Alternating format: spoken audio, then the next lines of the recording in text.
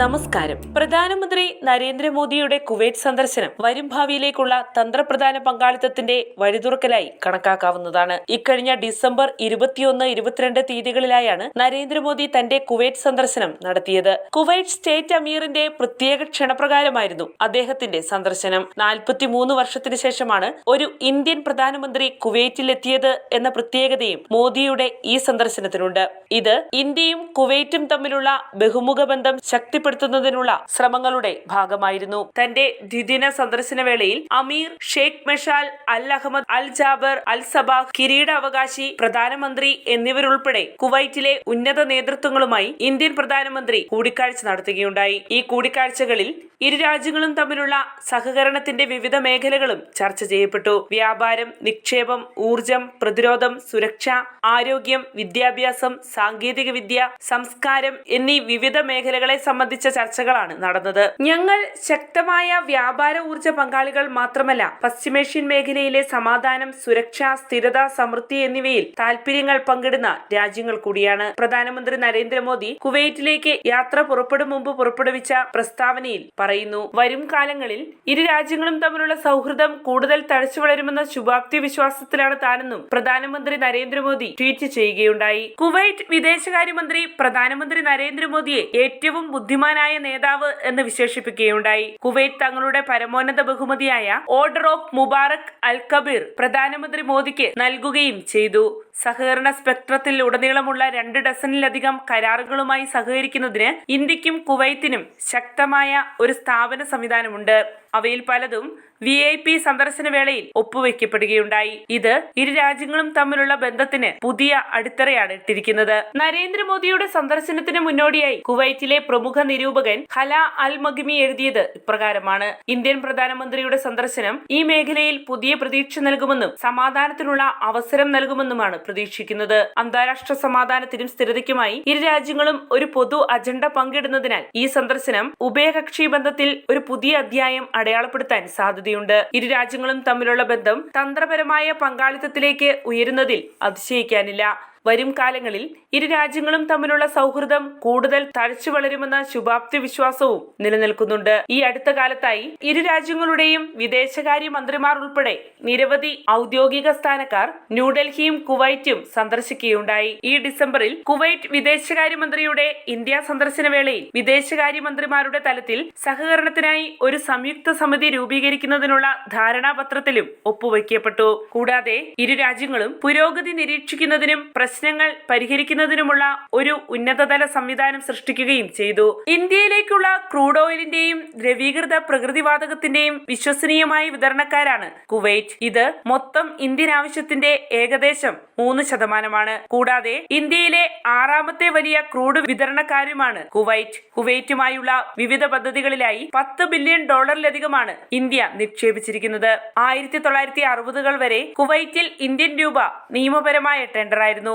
UPIയുടെ ഉപയോഗം പുതു തുടക്കത്തിന് കാരണമായി തീരും.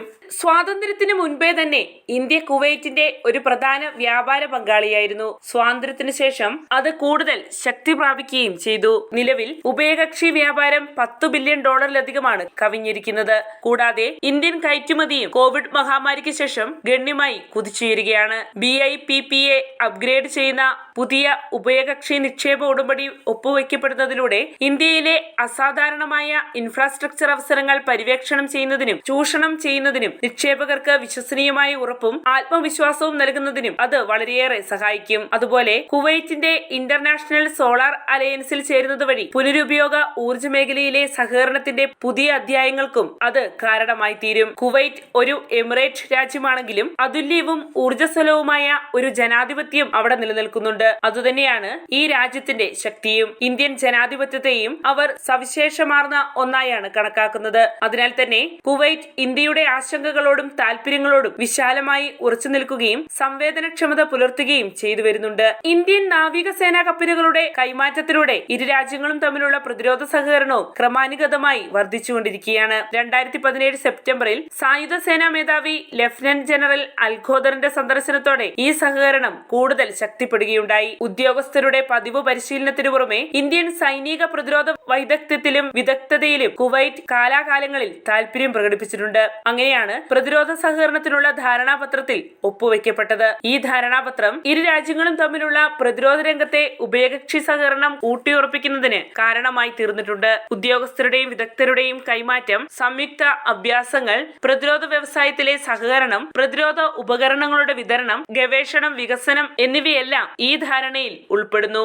ഇന്ത്യയിൽ നിന്നുള്ള 1 ദശലക്ഷത്തിലധികം വരുന്ന പ്രവാസികൾ കുവൈറ്റിന്റെ വികസനത്തിന് വലിയ സംഭാവനയാണ് നൽകിയിട്ടുള്ളത്. അത് അവിടുത്തെ ജനങ്ങളും നേതൃത്വവും വളരെയധികം വിലമതിക്കുന്നുമുണ്ട്. 50ഓളം ഇന്ത്യൻ തൊഴിലാളികൾ മരിച്ച നിർഭാഗ്യകരമായ അഗ്നി ദുരന്തത്തിൽ കുവൈറ്റ് നൽകിയ വ്യക്തിപരമായ ശ്രദ്ധ ഇതിന് സമീപകാല ഉദാഹരണമാണ്. ഈ സംഭവത്തിന് കാരണമായ ക്രമരഹിതവും അനധികൃതവുമായ കെട്ടിടങ്ങളുടെ ഉടമകൾക്കെതിരെ കുവൈറ്റ് അധികൃതർ സത്വരവും മാതൃകാപരവുമായ നടപടിയാണ് സ്വീകരിച്ചത്. ഇന്ത്യയെ സംബന്ധിച്ചിടത്തോളം കുവൈറ്റിലെ ഇന്ത്യൻ സമൂഹത്തിന്റെ ക്ഷേമവും പരമപ്രധാനമാണ്. അതിനായി അവരുടെ ആശങ്കകൾ പരിഹരിക്കുന്നതിന് സ്ഥാപനപരമായ ക്രമീകരണങ്ങളും ഏർപ്പെടുത്തി വരികയാണ്. പ്രധാനമന്ത്രി മോദി കുവൈറ്റിലെ ലേബർ ക്യാമ്പ് സന്ദർശിക്കുകയും അവിടെയുള്ള ഇന്ത്യൻ പ്രവാസികളെ അഭിസംബോധന ചെയ്യുകയും ചെയ്തു. നവീകരണത്തിന്റെയും സ്മാർട്ട് വികസനത്തിന്റെയും യുഗത്തിൽ കൂടുതൽ സഹകരണം അഭ്യർത്ഥിച്ചുകൊണ്ടാണ് ഇന്ത്യൻ പ്രവാസികളെ നരേന്ദ്രമോദി അഭിസംബോധന ചെയ്തത്.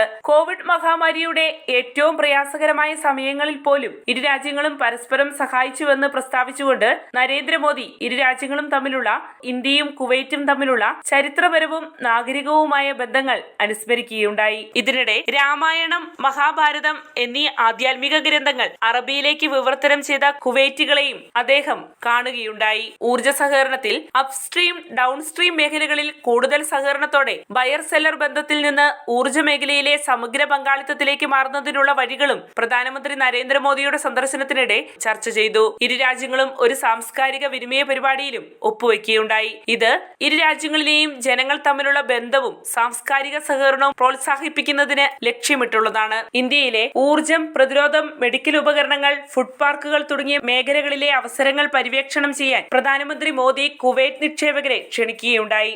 ഇങ്ങനെയെല്ലാം പ്രധാനമന്ത്രി നരേന്ദ്രമോദിയുടെ ഈ സന്ദർശനത്തിലൂടെ വിവിധ ചർച്ചകളിലൂടെയും നടപടിക്രമങ്ങളിലൂടെയും കുവൈറ്റും ഇന്ത്യയും തമ്മിലുള്ള നിലവിലെ ബന്ധം കൂടുതൽ ഊഷ്മളകരമാക്കാനുള്ള ശ്രമങ്ങൾക്കാണ് തുടക്കമായിരിക്കുന്നത്. വാർത്തയുടെ നിറം തേടി തനിനിറം.